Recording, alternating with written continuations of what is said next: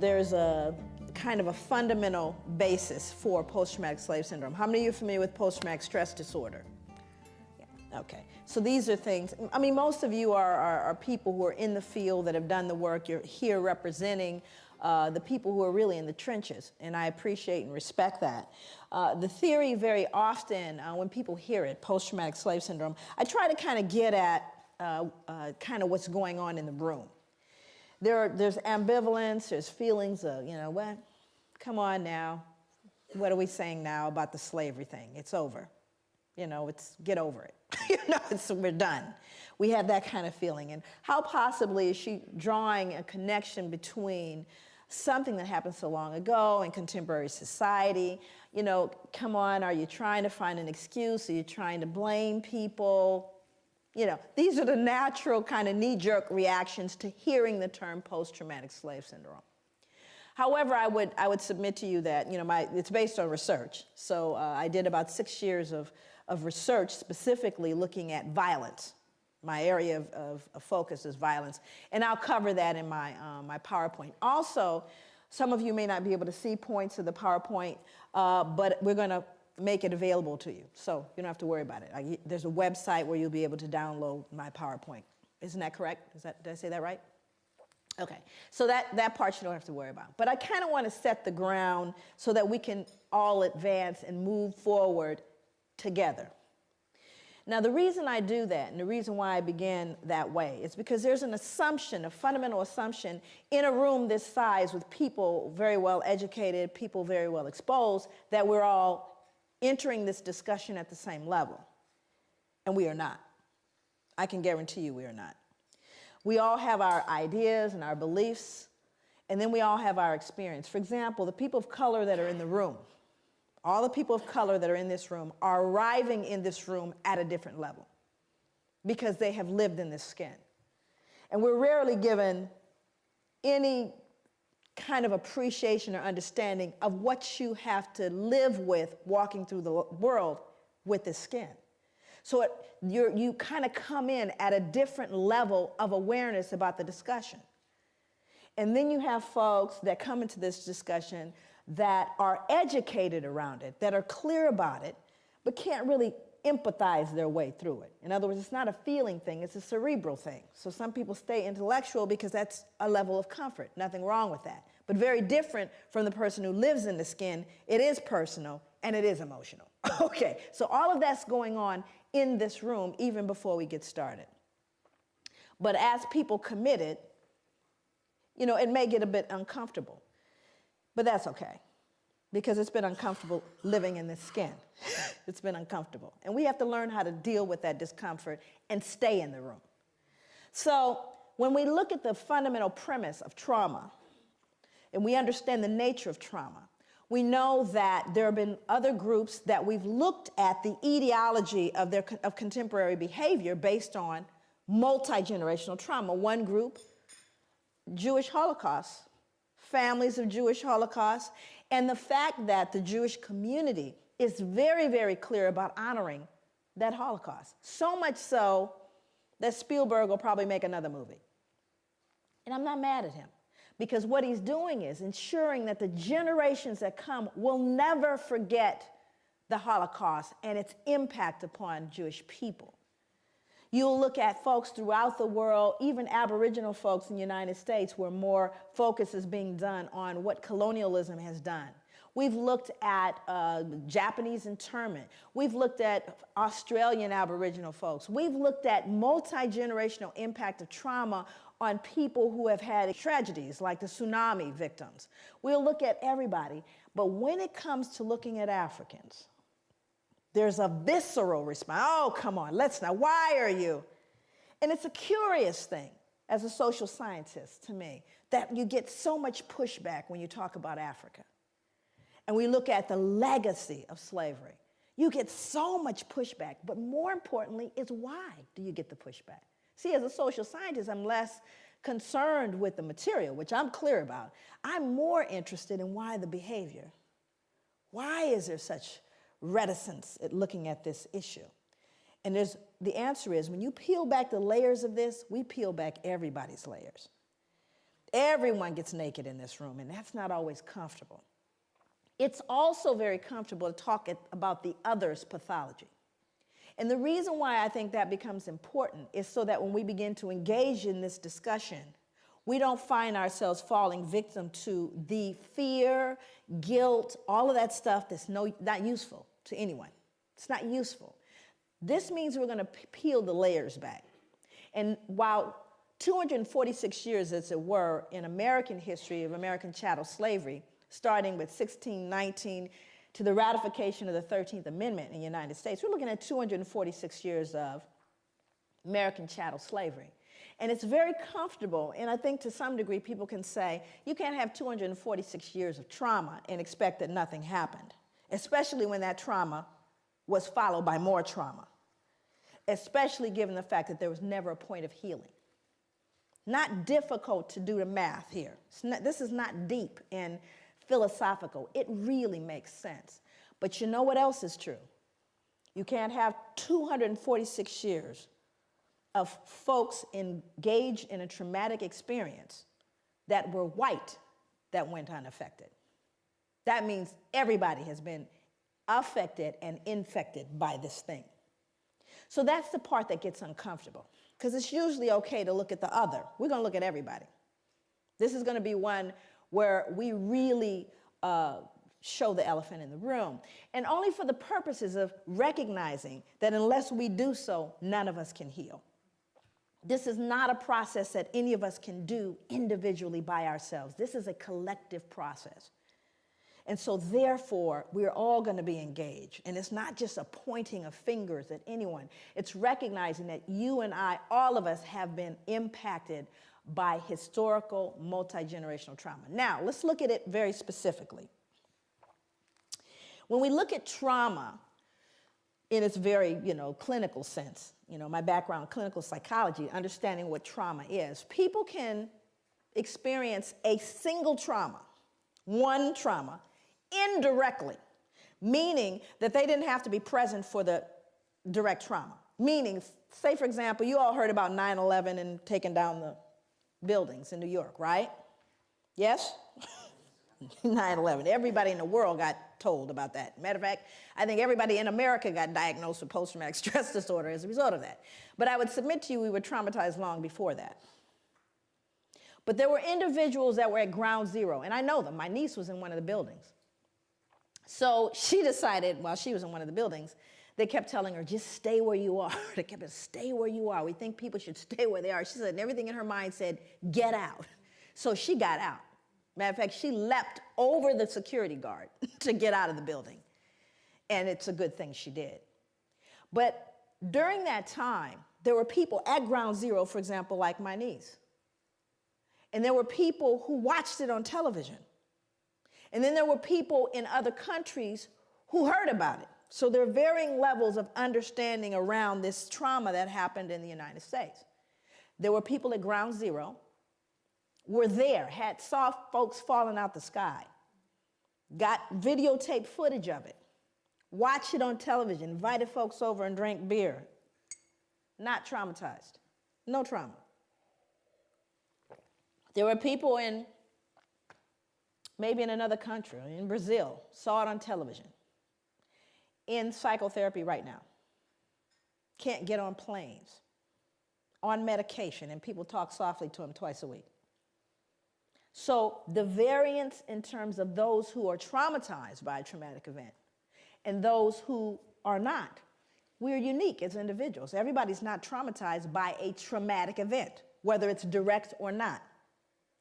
But when we start talking about chattel slavery, we're not talking about one trauma. We're not talking about a specific event. We're talking about generations of trauma with no intervention. Based on what I know about sugar plantations, tobacco, and the Caribbean, what I know about American chattel slavery and the plantations there, does anyone right now ever recall mental health assistance to slaves? Anybody remember sending in the therapist after I sold off your son, daughter, raped folks? At any point? Never. Second question. After slavery was officially over, now you're free. Anybody remember any therapy then? We know it's been rough, it's been deep for you, it's been difficult. We're going to do a little group therapy. Anybody remember that? That would be no. Number 3, after slavery officially ended, both in the States, in the Caribbean, the British ended, do you remember whether or not trauma continued? Did the trauma continue for people of African descent? I need to know. Okay, so now let's do the math. Hundreds of years of trauma, no treatment. Freed, more trauma, no treatment. What do you do the math? Do you think there may be residual impacts of that trauma? Of course there is. It didn't end, friends, and it hasn't ended yet. So I think on one point, African people and people of African descent are extremely resilient. Matter of fact, I think we're a miracle. Far be it for us to pathologize or to look and cast this idea of weak and sick people. Oh, on the contrary, I'm profoundly resilient because we've done everything we've done thus far with no help, with not even the ability to have this discussion. As though it were possible, we escaped injury in all those hundreds of years and the years that follow. So this kind of journey I'm going to take you on is going to be one that really gives a perspective on what this trauma was, what it looks like, and clinically, what is post-traumatic stress disorder? What does it look like? Now, let me give you a little snapshot. We'll get into it in more depth a little later. But post-traumatic stress disorder, if in fact you are diagnosed with that, again, remember, direct or indirect trauma, here are some of the symptoms. A feeling of foreshortened future. Now, what does that mean? A feeling, well, you're not going to live long. How many of you are running into young people that don't believe they're going to make it past their 20s? Feeling of foreshortened future. Exaggerated startle response. Outbursts of anger. Difficulty falling or staying asleep. Hypervigilance. Right? These are symptoms of post-traumatic stress disorder. This is like DSM stuff, Diagnostic Statistical Manual of Mental Disorders. It's in there. And there's a whole listing of all these symptoms. Now, I want to roll it back so you can understand what the transmission theory is, because I'm going to talk about transmission. So how does a person that's been traumatized by post-traumatic, literally has a diagnosis of post-traumatic stress disorder, and can we, if we are logical and we are reasonable people, assume that a fair number of Africans had to have had post-traumatic stress disorder? You think? I'm not talking about us, I'm talking about them. Untreated, though, right? Okay, so now let's do the math. Mom, who saw dad sold or sister raped, has post-traumatic stress disorder. Still mom, though, right? Only mom now has outbursts of anger, feeling of foreshortened future, difficulty falling or staying asleep, hypervigilance. That would be mom. Now, Johnny or Mary or Shaquisha did not have the original trauma. But what are they learning? This is called social learning theory. What am I normalizing? Exaggerated startle response, outbursts of anger. Are you following me?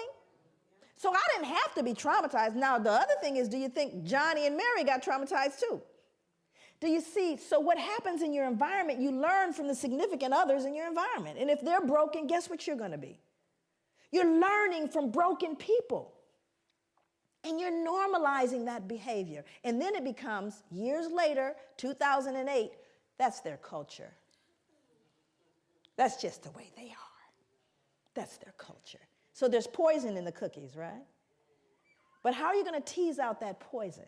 That means you have to look at the etiology of the behavior, which is what I spent many years doing. And it's not rocket science. This is not deep. Like I said, this is not required that, someone has, it's just common sense.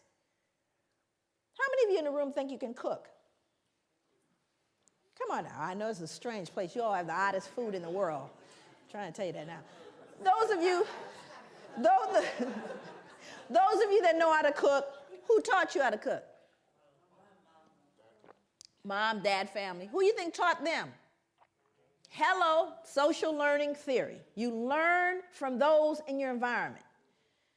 And if they couldn't cook, yeah, likelihood is you can't either. Okay. So there's things that we don't question them. This is what goes in the curry. What are you talking about? This is how you make curry. Well, how you know? Because that's the way my mother made it. Well, maybe, she didn't get the recipe right. Actually, I wrote Post-Traumatic Slave Syndrome, the book, which is here. The book is called Post-Traumatic Slave Syndrome, America's Legacy of Enduring Injury and Healing. I recently have written a study guide, which is being edited now. But the reason why I wrote the book is really to put a name to what I was looking at. I started to look at behaviors in African people and people of African descent. A long time, people ask me all the time, I just was interviewed by ABC, and they wanted to know, where did this come from? It came from growing up black. No, there's nothing deep there. I grew up looking at black folks and wondering why we behaved the way we did. Very little had to do with white people. Very little. I was looking at black people, and I wanted to understand our behavior. I am 50 years old, and I remember looking at people who were, growing up in South Central Los Angeles. That's where I grew up. My parents are from the South, from Louisiana, and from Belize. And one of the things that I started to notice are certain behaviors that black people engaged in that I started realizing, not just African Americans, African Caribbean people, I came here, heard the same thing, behaviors around what we look like. Like, for example, I would hear people, and most people here, white or black or wherever you are in the spectrum, you've seen the behavior and wondered about it. I know you have, because I wondered about it. Where you have black people that aren't black. How many people have met black people that actually aren't black? Now, this is an interesting phenomenon. These are black people that will tell you before, first of all, they certainly look black to me. They look black, but they don't say they're black. I've got quite a bit of Indian in me. Did I mention that a lot of my family are from, all of a sudden there's something else, right? And you're looking going, sure could have fooled me, you look black to me, right? Now, this would be something that I could ignore if it stopped when I was a child in South Central, but it didn't. You could hear it in rap music today. Same behavior. Matter of fact, the rap videos, they just need to clone the same girl, right? I could draw her right now, what she looks like. The little wavy hair, and, she's black, but not too black. Okay? And what is that about? What is its etiology, and why does it persist? That means that it's an intracultural phenomenon that's being passed along through generations. But why? What is this self-loathing that I see in contemporary black folks? I'm not going back to slavery. I'm talking about today, who hate and despise the reflection in the mirror. That's what I wanted to know. So that's what led me on my journey, if you will. Again, not an unusual journey. Of course, I'm going to kind of pop back and forth through British history and American history. James Madison was a very important figure in American history, President of the United States, 1751 to 1836. He said, blacks are inhabitants, but as debased by servitude below the equal level of free inhabitants, which regards the slave as divested of 2/5 of the man. This is called the 3/5 compromise. And what they were trying to figure out is, what are we going to do? How are we going to count these black folks? Because, based on how many people you have residing in a particular state, the more representatives you can send to the House of Representatives, and thus the more power that particular state can wield. So the question was, how do you count the slaves? Well, Southerners, who of course enjoyed slavery, they wanted to count them. They said, yeah, count them. That gives us more power. Where the Northerners saw it as an opportunity to abolish slavery, said, well, you can't count them because you don't consider them human. How can you count people who have absolutely no freedom that you do not count or treat as human beings? So the agreed upon solution is to count 3/5 of a state's total slave population. And so as a result, they became 3/5 of a man, divested of that. But it's almost as though you're not talking about a human being anymore. And that's what's scary about this. And I always start my talks by saying that when you see folks dressed up like this, and I know you all see a lot of them, you should get worried. I always get concerned when I see them dressed up like that, like this guy here. This next guy was someone that I struggled with. You all know him, Richard Oswald. He's the son of a Presbyterian minister, international trader of enslaved Africans. What's so deep about this gentleman is how wealthy he became as a result. He would be worth, based on the 1700s, right now he would be worth 68 million. Based on the number of slaves, the slave trade, and colonies, ships, all the stuff that he basically utilized. But again, these folks are held in high regard. When I read about him in your history, you would never know. Google him.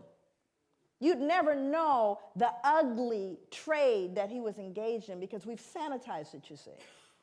It all got kind of sanitized. But what's important is to understand the wealth amassed. And see, this is where people get afraid, particularly Europeans. This is where the whole, oh my God, dare I say the big ugly word, most folks are afraid of, because we don't really care too much about the healing. That healing stuff, go on and get better, you people. But don't try to touch the resources. That would be reparations. We don't want to have that conversation. We're okay if you all go heal, however you're going to do that. But let's not talk about the reparations story. But when you start looking at the wealth amassed, and then you got to look at the Church of England.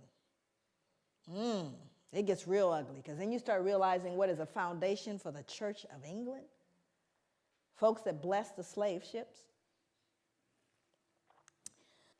And then, of course, and this is interesting about John Newton, because we all know about, the first thing you hear, John Newton, what's the next thing you hear? Amazing Grace. John Newton, Amazing Grace. Well, let's figure out what happened before he got Amazing Grace. He said slaves are lesser creatures without Christian souls and thus are not destined for the next world. Now, what becomes important about this kind, and you'll see it both in American history as well, there is this kind of dehumanization of African people. Because you got to ask yourself this question: how do people who deem themselves superior, who see themselves as the civilizers, who recognize themselves as what we call manifest destiny, the white man's burden of civilizing all the rest of the races, how do you reconcile being the superior being and engaging in barbaric behavior? What that produces is something called cognitive dissonance. How many people are familiar with that? Cognitive dissonance is really thinking discord. It's when you begin to feel conflict between what you believe or understand or hold to be true, and you are then faced with behaviors, either in yourself or others, that conflict with your fundamental belief. It produces cognitive dissonance. Human beings don't function well with cognitive dissonance. You must remove the cognitive dissonance in order to function. So in order for people to perpetuate slavery and to perpetuate that whole system that lasts for centuries, you had to remove all dissonance associated with it. Can't be anything wrong with me. Certainly isn't us. We're the civilizers. We're the superior, so it must be them. Oh, yes. Well, you see, they don't even have souls. Now I can go to sleep because I'm not really dealing with a human being. Are you following me? Okay, let's see what else he said. He said, when the women and girls are taken on board a ship, naked, trembling, terrified, they are often exposed to the wanton rudeness of white savages. The prey is divided upon the spot. Look at the choice of words, the prey. Resistance or refusal would be utterly in vain. And then he says, I sinned with a high hand. Yeah, and then he wrote Amazing Grace. Okay. So it's really important to understand that hand in hand with the behavior was a mindset that is so damaging. You see, I call it the secret. Not the secret that everybody's been talking about, that secret. This secret is the kind that makes you sick. How many people here are in mental health, have done direct mental health treatment with folks? If you've done any, you know that the secrets make us sick, yes? Isn't it the secrets that cause people the pathology? Right? How long have white people had to hold this secret? How long and how many generations had to stop and pretend Grandpa didn't do what he did? That the wealth we enjoy was not on the backs of some of these little girls. Think about how long one had to keep that secret. And the only thing you could do is either pathologize the other. It's all their fault, because it certainly wasn't great-granddad. Look how well he dresses. Do you understand what I'm saying? So when I say that this pathology goes hand in hand, I kid you not. Then you have science. And whenever we are in a process of trying to legitimize things, it's so amazing. You know, people always say this to me, even black people, when they hear about post-traumatic. Because you know it's not correct unless you can count it and measure it, right? Science is the final. It is the number one. If you can say it's scientific, then you basically trump everything else, right? Science determines reality. So if we can scientifically assert a thing to be true, then in fact it is true, because it's scientifically proven. It's a scientific fact. Matter of fact, that's what people will tell you when you try to say to them, I don't know if I agree with you. You know, it's scientific. It's a scientific fact, what I'm saying here, right? Which somehow makes it what? True. And it's also in a book. Now let's do the math. It's in a book, and it's scientifically proven. Did anybody here realize that recently we lost a planet? Anybody know what planet we lost? How you lose a planet? You know, I became fond of the little picture with we lost a planet. We didn't lose a planet. You know what it means? Science was wrong. Now, have they ever said, you know, we were wrong about that planet thing? No. It's called a paradigm shift. So let's go to science. And I think it's important that we do. So we go to someone named Carl von Linnaeus. Now, Carl von Linnaeus becomes an important character in this whole conspiracy of silence and legitimacy and removing the dissonance. Carl von Linnaeus developed a system based on a criterion of skin color and laid the basis for 19th century racial classification. Linnaeus properly began the science of anthropology. So here we have the father of anthropology. Although color classification of races dated back to the ancient Egyptians, anthropologists refer to Linnaeus's Systema Naturae of 1735 as the first modern study of man. While Linnaeus advanced classification with his use of a color criterion, he also fixed on his 4 families of man certain moral and intellectual peculiarities that continued into the 19th century anthropological vocabulary. He described Homo Americanus. Who might that be? That would be Native Americans, American Indians. Homo Americanus. And what did he say about them? He said they were reddish, choleric, obstinate, contented, and regulated by custom. Homo Europaeus, as white, fickle, sanguine, blue-eyed, gentle, and governed by laws.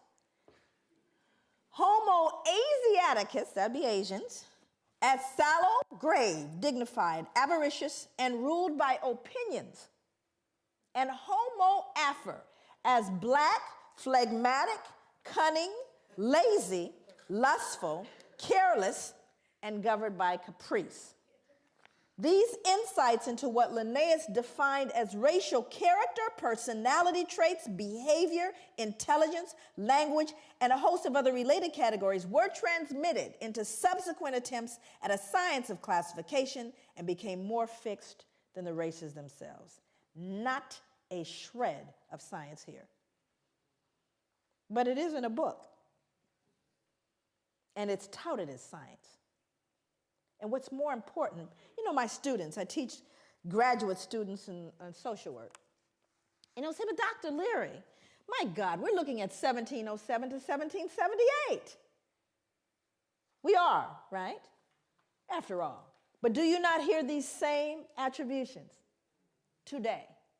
You know, those blacks, they're lazy, you know, all of the exact same, am I telling the truth? In your newspapers, in your accounts of them, do you not hear these very same things? So does it matter that it started in 1707 and 1778 and has no scientific merit? That's multi-generational, is it not? It's being passed along. Part of the swallowing into the social gullet. Those are the beliefs, you see. So it doesn't matter whether it's true or not.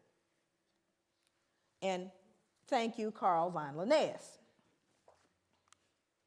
Again, he's removing the cognitive what? Don't they deserve to be treated the way we treat them? Have we not just justified what we've done? After all, I just told you this is who they are. We're not wrong. We're just trying to keep the domestic tranquility. Makes sense.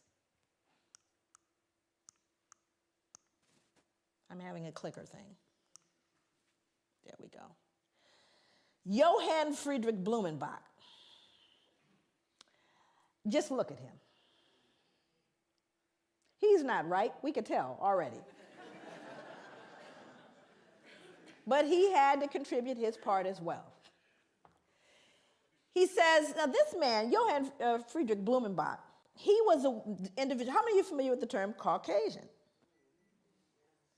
Oh, yes. Then you know Johann.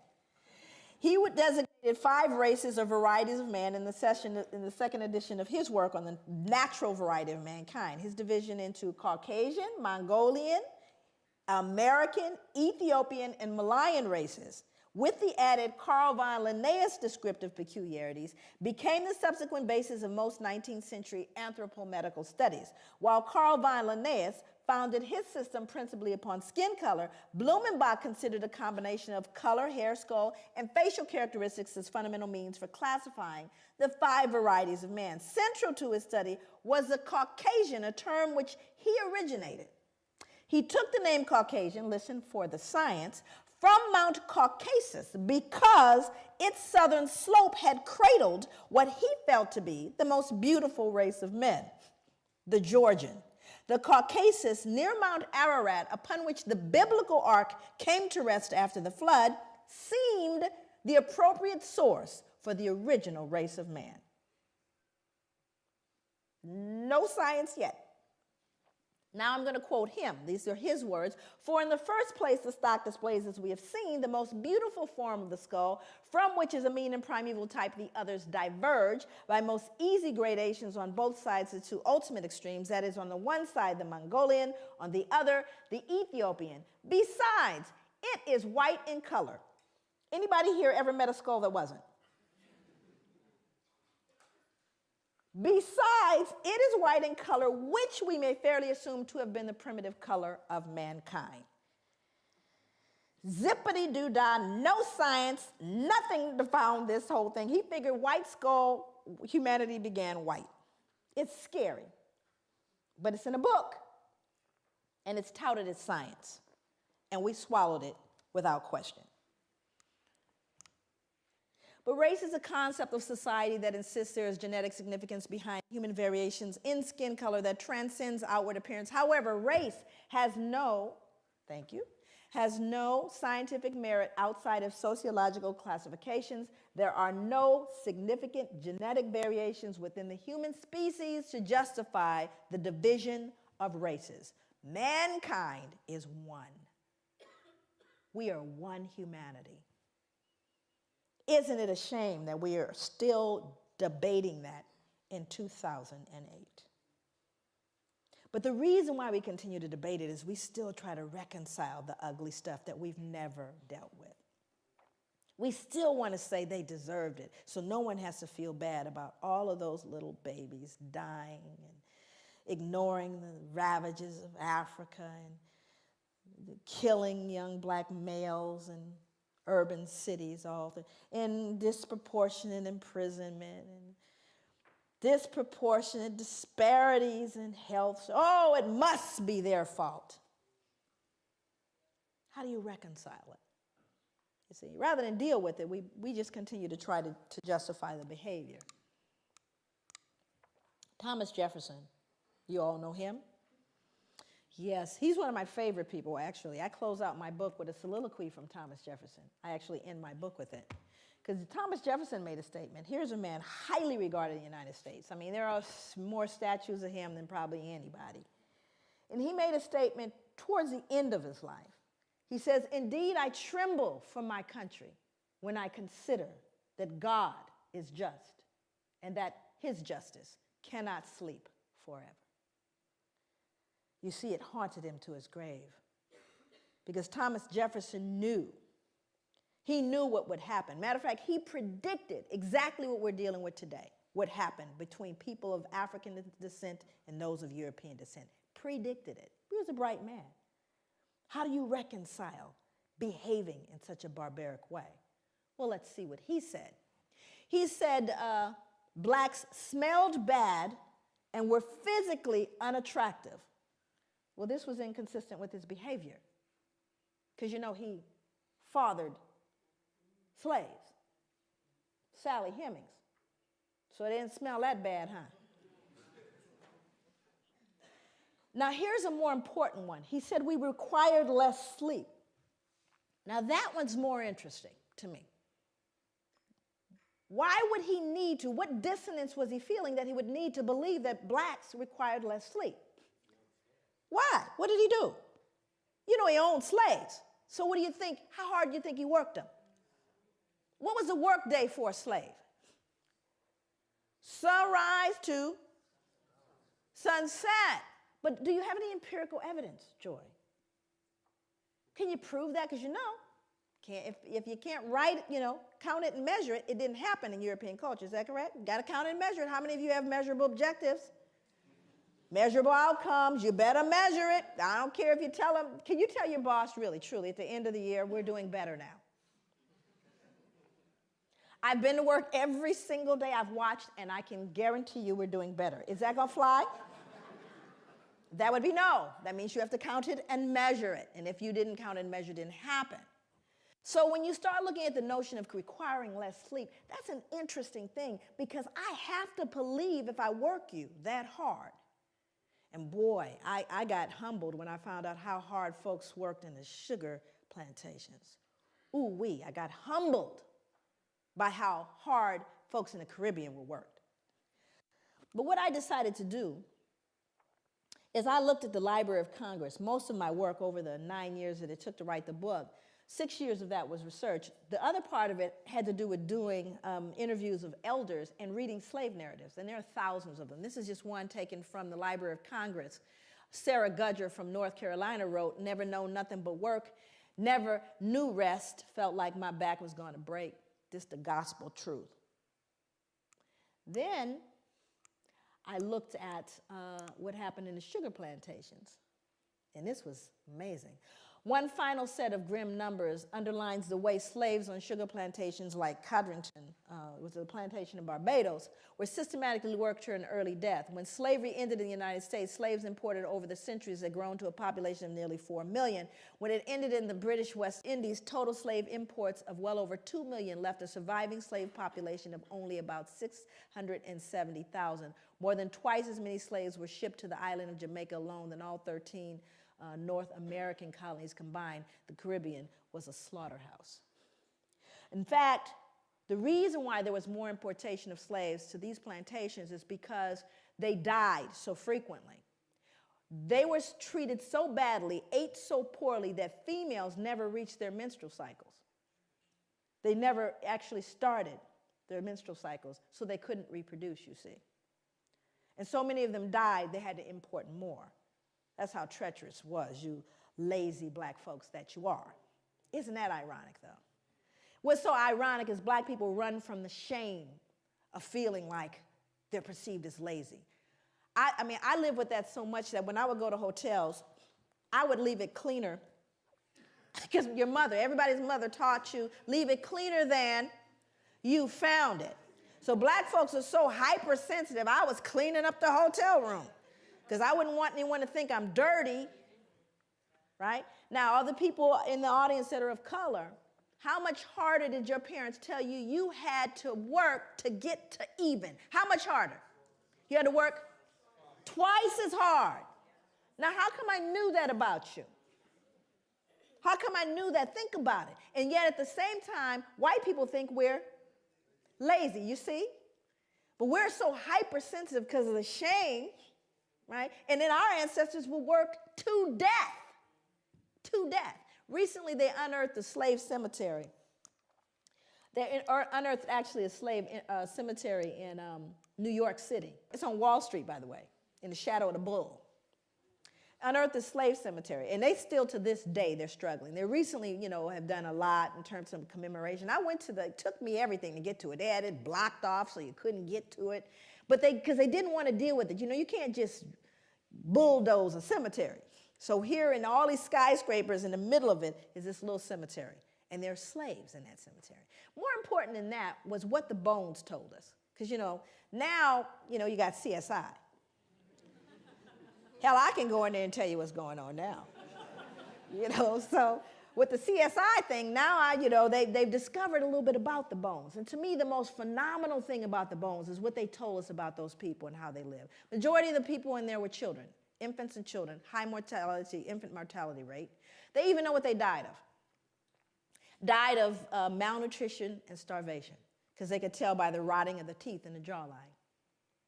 So even though they most likely grew food, they weren't allowed to eat it. And then they found something even more peculiar that speaks to this idea of why he believed we required less sleep. They would show a large frame man, and they would find an injury where the muscle actually detached itself from the bone as a result of exertion and not injury. Stay with me. It detaches itself from the bone as a result of exertion. That means you work so hard, the muscle detached itself from the bone. You don't see those kind of injuries in contemporary society because no one's going to work that hard. Unless, of course, you have a gun trained on you from sunrise to sunset. So we do have empirical evidence of how hard folks worked. Then he went on to say that we were dumb, cowardly, and incapable of feeling grief. Why would Thomas Jefferson need to believe that? Why would he need to believe we didn't feel grief? What was he doing, do you think, that produced cognitive dissonance? You were killing people. Not only were you killing people, beating them, you were selling them, yes? Selling mothers away from their children and husbands away from wives. And surely they don't feel it, because if they felt it, that would make them human like me. So I simply say, and you see, it's not even so much that he said it, but he was an important person.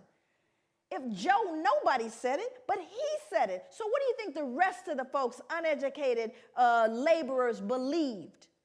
Well, they don't feel grief, After all, Thomas Jefferson says they don't. So he becomes a critical person in making those statements. But you see, it was all to relieve and to settle the conscience that he died with. But these become very important as you see how these things move forward. Then there was J. Marion Sims. I won't spend a lot of time with him. He's another figure. You can Google him. There's a statue, actually, of him in Central Park. And J. Marion Sims was an individual credited. He was a father of modern gynecology. How many women in here know what a vaginal speculum is? And for those men in the room that we lost, a vaginal speculum is a device designed to open up the vagina. It was considered one of the most important advancements in medicine that was made. He was credited as being the wealthiest wealthiest physician to have ever lived. And what's interesting about him, look at the medals pinned on him. I was just very curious about how it was they regarded this man, because no one ever really looked at how did he come up with that vaginal speculum. The way he did it was he actually worked on did experiments on unanesthetized slave women. He created a makeshift hospital in his backyard in the mid-1800s. He built the first vaginal speculum from a pewter spoon. And he reasoned that slave women were able to bear great pain, meaning we don't need any anesthesia, because their race made them more durable, and thus they were well suited for painful medical experimentation. We didn't even, because we didn't feel like other women could feel. This man would cut into women, cut into them, and just said, well, since they're black, they don't really feel it. Unbelievable. And more importantly is what he did to infants.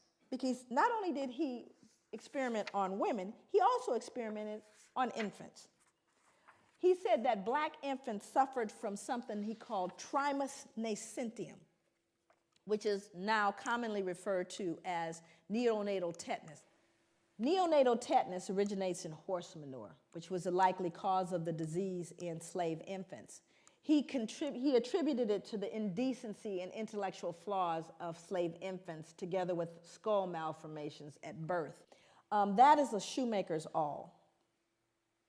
And that's an 1800s shoemaker's awl. He would stick that into the heads of brand new infants in an effort to realign their skulls based on the indecency and intellectual flaws of their parents, to treat the malady. Of course, it was 100% death rate. But that's what he would stick in the head of a baby at birth.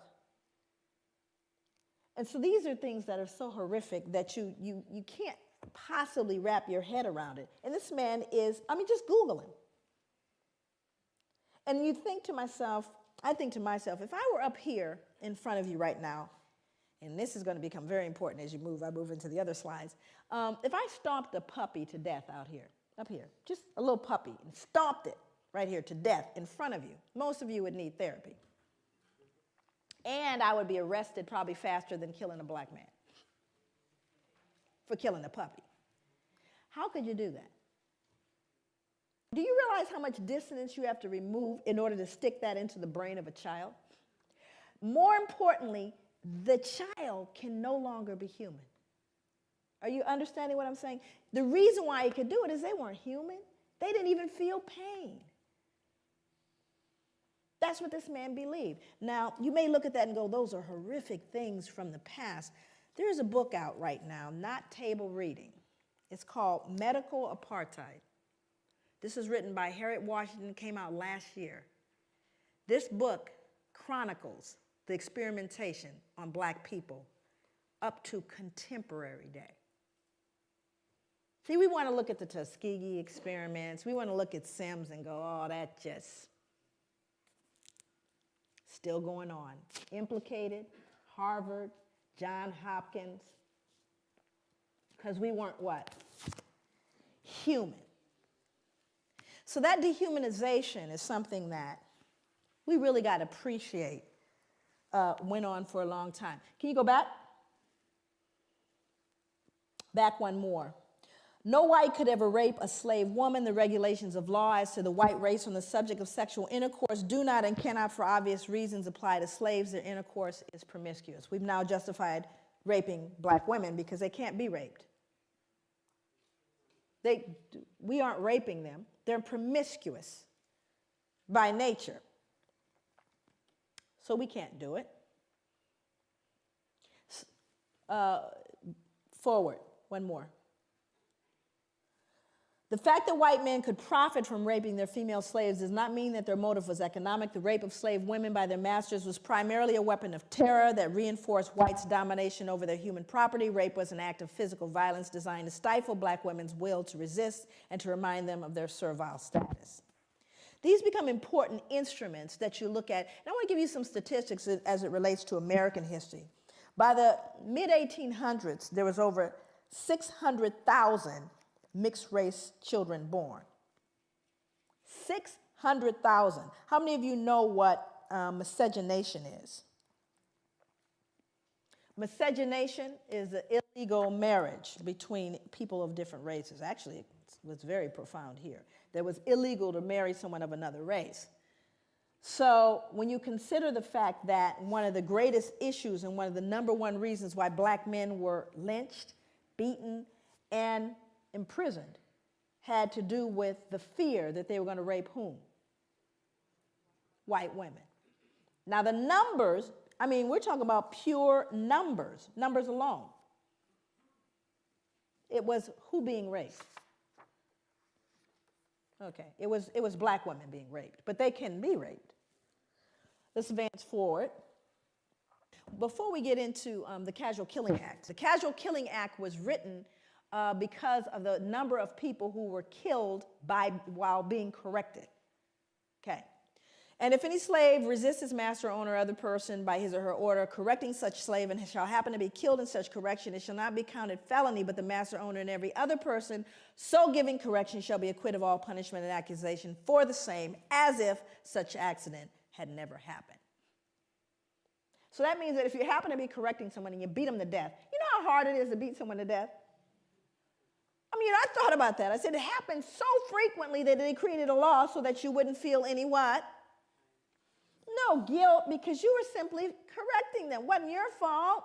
So I went back to look at who was beating folks to death. I wanted to know. And it was white women. White women were beating black children to death. That's who was being beaten to death. But it wasn't her fault. She was just correcting them. You see, what we do is we rob ourselves of our own humanity when we refuse to look at this stuff. We rob ourselves of our humanity. And that's what people didn't know happened. Going forward, one more. Then you had the mental health folks. This is how we got in. We got in to try to fix it. In the early years of the 19th century, a physician named Samuel A. Cartwright argued that two particular forms of mental illness caused by nerve disorders were prevalent among slaves. One was drapetomania, which was diagnosable by a single symptom: the uncontrollable urge to escape from slavery. So now what we've done is we've now pathologized your desire to be free. Must be something wrong with them. Keep trying to free themselves. And again, it would be funny if it weren't in journals. You see, all of this is to remove the cognitive dissonance. Now we have, look at all the people joining in. You got Linnaeus, you got anthropology, you got physicians. All of them saying, they deserve it. It's not us. We don't need to adjust anything. And if they just tried harder, how about you people just pull yourselves up from your bootstraps? What's the matter with you? The playing field has been leveled. Well, we're going to see if, in fact, it's been leveled. Or is that conjecture? Move forward. Now, I want you to look at this photo very closely, and I want you to see who's in it. More important than the man hanging, because you got to understand the lynchings that occurred in America happened after slavery, not during. Thousands of lynchings happened after slavery, because this is a reaction to white fear of what we would do once freed. But we didn't create a vigilante group to take out white people, but they did create a vigilante group to take us out now that we're free. See, that happened after slavery. They were called the what? The Ku Klux Klan. They don't wear hoods anymore, they wear suits. But they're alive and well all over the world, even here. So, look at who's in the picture. I want you to look at this little girl in particular. You can't see her closely, but she's actually grimacing, like smirking. Now, remember, let's go back to the puppy concept here. She would be loathed and torn up probably if this was a puppy, which means he's less than that, because she's not disturbed. This little girl is not disturbed by this, but she should be, shouldn't she? People always ask me, they go, Joy, what was the impact on white people? There it is, right there. Can't feel any empathy for him. None, zero, zip. There's a little one back here, even smaller. Because whatever she's been taught or told, socialized to believe, makes him no longer human. That's the greatest danger to white people, is that they can't feel it. And there's a reason why white people can't feel what we're talking about. My God, what would you then feel? It's tough. So I've got to believe, oh, it's all over now. It's not my fault. I don't benefit. It's not a big deal. Let's move on. It's not all of those things. But we don't say that to Jewish people. I dare you. But you have to understand, when you unearth this one, that's what we did to our children. Let's move forward. This is a similar photo to the one that is used in Denzel's movie. Now, and again, most important, this is a man that's being burned. Also, I won't read the depiction, but there are newspaper accounts of this. It's written in a book called 100 Years of Lynching by Ginsberg. No pictures, just newspapers that say not only did they burn him, they decapitated him, cut him into pieces, and used parts of his body as things to put on mantles. So people would say, get me a tongue, would you, or a liver, a little crisp, so I could put it on the mantle. Now, again, I want you to look at the folks. I want you to look at who's here. We're not talking about the toothless, big gut, hooded wonder, are we? We're looking at plain old, common, dressed up folks.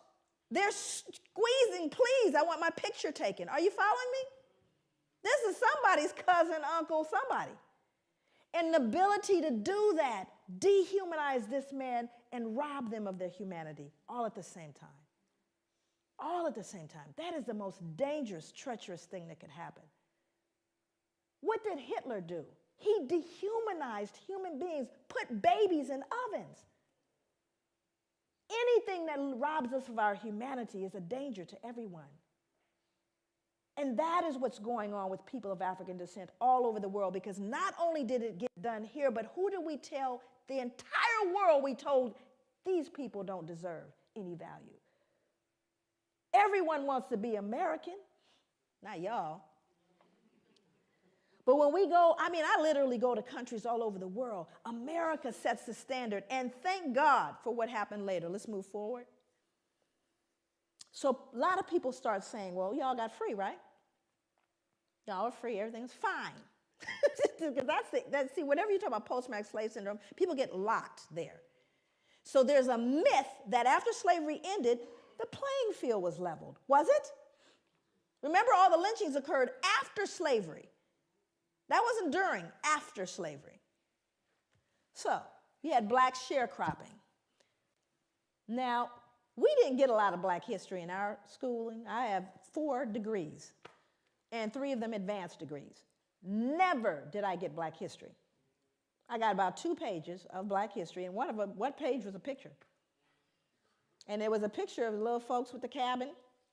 You probably saw the same picture. It's a little cabin, the little guy on the porch with the banjo, little children running, frolicking about, eating watermelon, right? Everybody happy? And we certainly need little Mary and little Johnny to believe that they were happy. The slaves were happy people. And they had a nice place to live. Because we couldn't have them feeling cognitive what? Not little Mary. She can't start questioning what Grandpa did. So I want you to see this, because those are leftover slave quarters. He's a sharecropper. So now let's go back and take a look at sharecropping. Now these are folks that were slaves, no longer slaves, decided I'm going back to be a sharecropper on the same plantation that I was enslaved. Why would you do that? Let's move forward. Here's why. Because when you did try to leave, and you go north, because you're free. I want you to go north now. I live in Oregon, right? That's where I live. Here we go. No free Negro mulatto not residing in this state at the time of the adoption of this Constitution shall come reside or be within this state or hold any real estate or make any contracts or maintain any suit therein. And the Legislative Assembly shall provide by penal laws for the removal by public officers of all such Negroes and mulattoes, and for their effectual exclusion from the state, and for the punishment of persons who shall bring them into the state or employ or harbor them. This was repealed November 3rd, 1926. My father was alive. Section 6 said, if any free Negro mulatto shall fail to quit the country as required by this act, if guilty upon trial, shall receive upon his or her back not less than 20, no more than 39. We'll beat you. That if any free Negro mulatto shall fail to quit the country within the term of 6 months after receiving such stripes, he or she shall again receive the same punishment once every 6 months until he or she shall quit the country. We're going to beat you till you leave. But you're free. The playing field is leveled. Pull yourself up from your bootstraps. Are you following me? So he went back to the plantation. Let's go back. He went back to the plantation to be a sharecropper because that's the only place he could live. But he can't read or write because it was illegal to educate a slave. So I'm illiterate. I go back and I say to the slave owner, who past slave owner, okay, now I'm coming back to work for a fair wage because I'm free. And the slave owner says, sure, you can come back. So here's what I'm going to do. I'm going to advance you seed, tools, and a mule. In other words, you know, I am going to give you that grant that you want. And we're going to let you work with that. And at the end of the year, we'll settle up. Well, the grant's never enough, is it? And so at the end of the year, he's found owing. And what must he do to pay off that debt? He's got to work it off, yes? And his children have to work it off, yes? That's called debt servitude, or another form of slavery. But you all are free. What are you whining about? Let's move forward. Move forward. So, well, can we lease them? Now, everybody wants to know big issue. You have overrepresentation here. Guess how I know?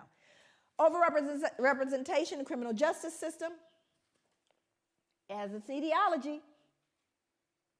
It was big business then. It's big business now. You're going to get free labor one way or another. New slavery is imprisonment. Well, let's see. Why was this? It was so successful. By the mid-1898, nearly 3/4 of Alabama's total state revenue came directly from this institution. Well, of course, I wanted to do research on what they did because they're free. But now we're arresting them at alarming rates. And for what? 12 years for vagrancy, loitering, startling a white woman, looking menacingly at a white woman. That's what they got 10, 12, 15 years for. And many of them, 25%, died under convict lease, more than during slavery, because there were no protections, because now we have another label to justify our behavior towards them. And what's their new label? Well, after all, they're convicts. They're criminals. Don't they deserve it? Do you see what I'm saying? So when did it end, is the question. Move forward. You all heard about Katrina, yes? Yeah. See, I was there. My family's from Louisiana. I went to the 9th Ward. Sometimes you can't pay attention to what the news says. It's important to actually go eyeball what's going on, which was very interesting, because it was one of the most horrific events I'd ever seen and probably will ever see in my life. Well, black folks were just simply treated differently. Did you notice that? Here's the good news about Katrina. Everybody noticed it. So all the rest of the world, where we learned, send us your poor, your huddled masses yearning to breathe free, your democracy, your equality. They said, what happened with that Katrina thing? All that stuff y'all talked about. Well, let me read this. This is from Associated Press, taken straight from the newspaper. In the front, actually, the top part here is actually a woman, but they think it's a man. Anyway, it says, a young man walks through chest-deep floodwater after looting a grocery store in New Orleans on Tuesday, August 30th, 2005. Same body of water down here, excuse me. 2 residents wade through chest-deep water after finding bread and soda from a local grocery store. Now, same event, same water. White people, black people. We've told you what you see now.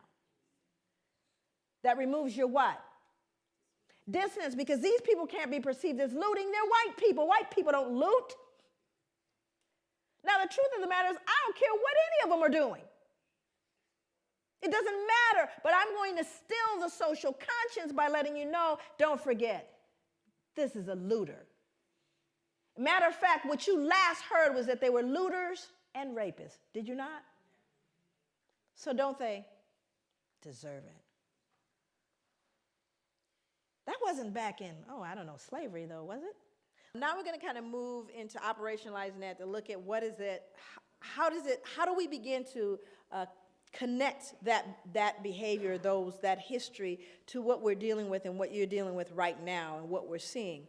And very often people say, well, is everything post-traumatic slave syndrome? Obviously, that would, trivialize all the work. We cannot lay squarely on the shoulders of post-traumatic all the problems that we see, nor can we place all the problems squarely on the shoulders of white people or any of the above. So hopefully we won't digress into anything that is that foolish in terms of a discussion. Because, that's another thing that happens in terms of trying to deal with the pushback around this. Then we move into extremes, and it tends to dilute the realities that are going on. So hopefully we're way beyond all that. Well, now she's saying everything is post-traumatic. No, I'm not.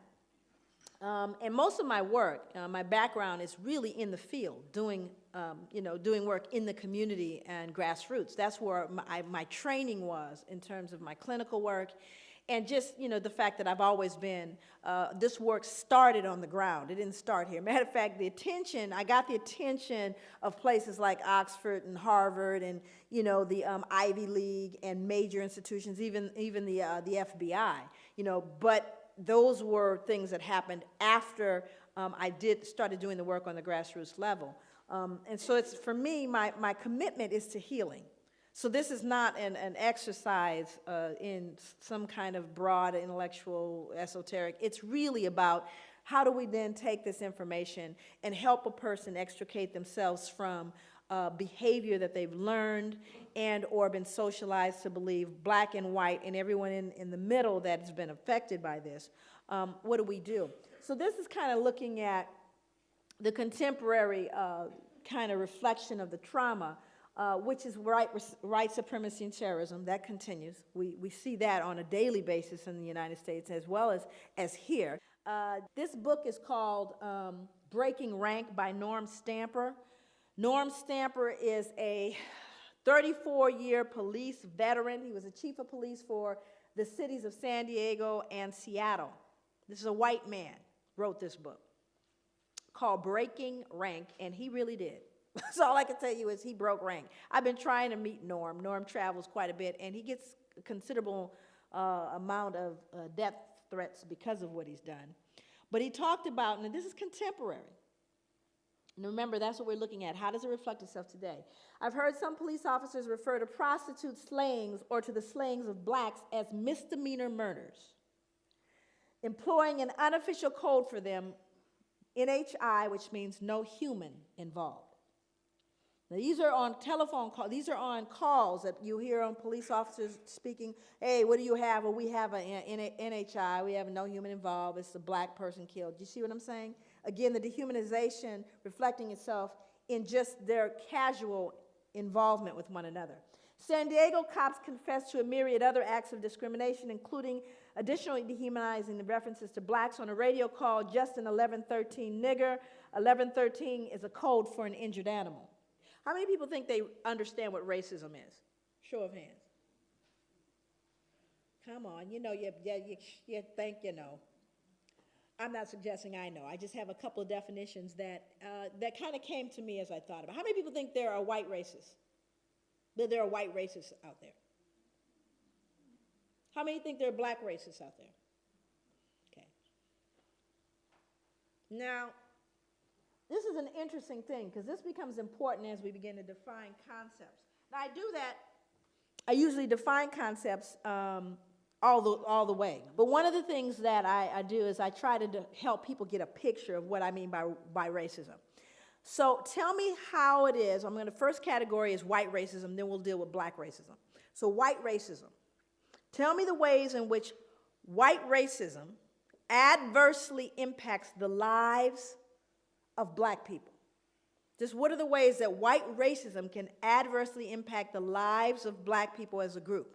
What are some of those ways? I'm sorry? Power, but how is that defined specifically? Education, okay. I'm sorry? Economically, employment. What else? Housing, what else? Policing. Why are we here today? Healthcare, okay. Now, we could actually kind of grow that list.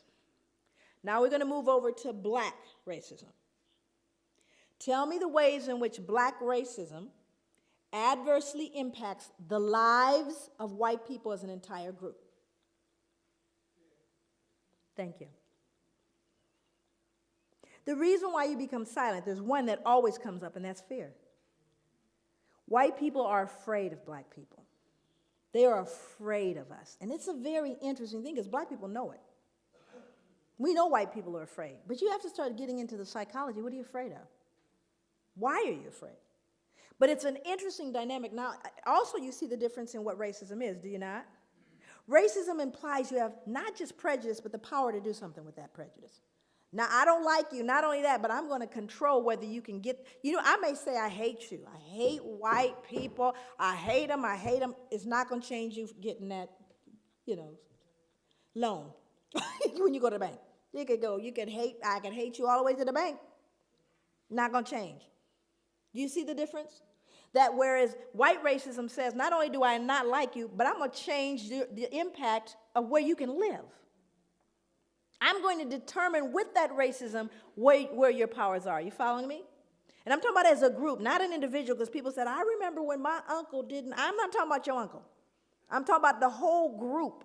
I'm not talking about an incident. That's a difference. But white people are afraid. So let's get into how this fear impacts criminal justice. Because if white people in this room are afraid of black people, guess who else is afraid of black people? Only they have guns. So, now let's look at what he said. Simply put, white cops are afraid of black men. We don't talk about it. We pretend it doesn't exist. We claim color blindness. We say white officers treat black men the same way they treat white men, but that's a lie. And here's a big one. In fact, the bigger, the darker the black man, the greater the fear. Any big black men in here? You got a big old bullseye on you, even if you got the suit on. And it's the truth, because statistics bear it out. The African community knows this. Hell, most whites know it. Yet, even though it's essential, if not the defining ingredient in the makeup of police racism, white cops won't admit it to themselves or to others. He goes on to talk about actually learning it in the academy. Norm Stamper, he told on everybody. He had folks indicted. He now lives in a cabin on a mountain somewhere in the San Juan Islands. That's where he lives. Nobody knows where he lives because he knows they're coming after him, and they have. This is a statement from the book also. Race and class discrimination are all too real in every phase of the criminal justice system, from arrest to sentencing. Impoverished black defendants, and this is going to sound familiar to you, are far more likely to wind up on death row than richer middle-class whites, or the 3,000, and of the 3,700 inmates now awaiting execution nationwide, 43% are African American. Black defendants are not accorded the same due process rights as whites. Their cases are not given the same scrutiny and consideration afforded to white defendants. Not now, not ever, not in this country. This is what the man said. It was dismal. But he doesn't believe it's possible in the current system. So what we have to realize is we need to be realistic about that. So what I have to do is teach my sons how to navigate this, do I not?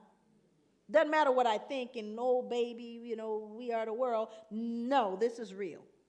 You do have a bullseye on you. When you're in the elevator with the only white woman there, and you're the big black man, she's clutching her purse and she's worried. That's a reality. And if you startle her too much, it used to mean you get lynched. Matter of fact, I think she could scream rape now and you'd get taken down. Now, this is interesting because this has to do with women. My father used to say if a white man has a cold, a black man has pneumonia. And if a black man has pneumonia, a black woman has cancer. It just kind of figures out that way. In 1986, on-duty California Highway Patrol Officer Craig Payer strangled a San Diego State University student named Kara Knott and threw her body off a 70-foot bridge. Motive, she'd resisted his sexual advances. Now let's go back and understand that, and this is an interesting thing. I worked with adolescent and adult male and female prostitutes for 5 years. I don't want you to get that confused. I'm not an ex-ho. I've actually had people say, gosh, she's come along, she used to be. She's done so well. So somehow when I say that, people think I've never been in the life, okay? I work with adolescent, adult, male and female prostitutes as a case manager counselor, okay? And during that time that I worked with folks, it was very interesting to see the perspectives and the behaviors and the attitudes that people had about prostitutes. I mean, when folks want to be, if you want to start off as a serial killer, just go kill the prostitutes. Nobody cares. They don't even CSI don't investigate the prostitute slayings, right? But when we begin to see what's been happening with particularly women of color, you know, just historically, women of color have been fodder for white men. Now, what started in the backwoods or in the cabin with the slaves, it never went away, you know. And I want to speak to this because this is a tough one to swallow too. But imagine they did a study back actually in the 80s, and they asked men across the board, cross races, if you could get away with sexually assaulting a woman, raping a woman, in other words, and there's no possible way that you'll get, you know, penalized for it, or you ever get, how many of you would consider doing it? This is just regular Joe, go to work with the kids. 70%. 7-0. Said if I could do it, I would do it. Imagine being able to do that for a couple hundred years with impunity. Imagine, you don't have to worry about, you know, you talk about pedophilia and all that. Imagine being able to buy that. And then you could beat it to death, too, and get another one. I know it's tough to wrap your head around, but what happens to an appetite created like that? Where you could rape a black woman anytime you wanted to, and it wasn't considered rape because she was promiscuous. Hundreds of years. We're not talking about a few years.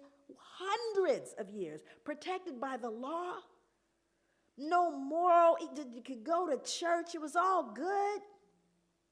Where do you think that went after slavery ended? It didn't go away because guess who's the number one? You got folks who are pimping the women, and then you got the ones that are buying them. And who's buying them? Same middle-aged white males between 35 and 60, married with children. 5 years I work with them. These are the Johns. Still are the Johns. And still are getting hold of some of that black body. Are you following me? This is really important to know. It just mutated into something else. So now we have to figure out a way within the legal perspective to deal with these women who are out of control. My cautious guess is that 5% of America's cops are on the prowl for women. Women, you need to get concerned.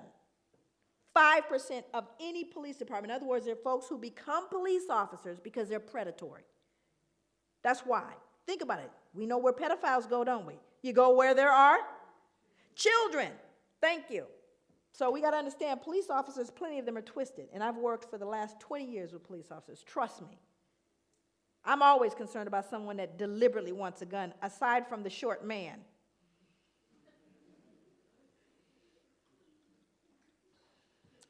In a department the size of Seattle's, that's 63 police officers. In San Diego, 145. In New York City, 2,000. The average patrol cop makes anywhere from 10 to 20 unsupervised contacts a shift. If he's on the make, chances are a predatory cop will find you or your wife, your partner, your daughter, your sister, your mother, your friend. That's in general. And you see, you get a freebie when you have a person of color because they have no rights. It is not hard to understand why people of color, the poor, and younger Americans did not and do not look upon the police as, quote, theirs. Compare and contrast. Are the police, as an institution, known for their protection of the innocent against deception, or do they deceive the innocent? Do the police protect the weak against oppression or intimidation, or do they oppress and intimidate the very people they've sworn to protect? Again, we're not talking about anybody that just fell off a truck. We're talking about a 34-year police veteran who went back, by the way, to get his PhD. Now, this was a study I did, the research I did. Now, let me explain kind of the basis of this research. 200 African-American male youth, 100 of whom are incarcerated, right? 100 of whom are not, but are from the same neighborhood. That was my, the group that I was working with. So one of the things that I wanted to do over here on the right side, what you see is my dependent variable, what I'm trying to predict. And what I'm trying to predict is the use of violence. So what I discovered was the most significant predictor of African American adolescent violence, when I did the multiple, in other words, I put all the variables together to see out what was most significant. The baseline variables of witnessing and victimization, we already know they're going to fall out because they're baseline. We already know that, was respect. The most important predictor, respect. Think about that.